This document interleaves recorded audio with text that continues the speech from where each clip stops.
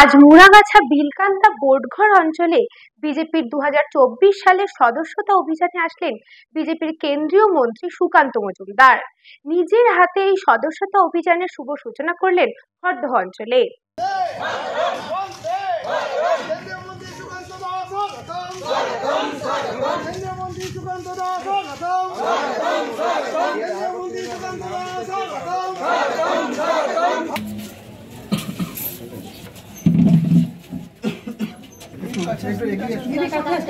আপনার ছবিটা তাহলে কার্ডে থেকে যাবে।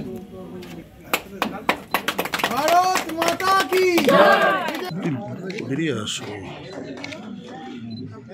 भारत माता की भारत माता की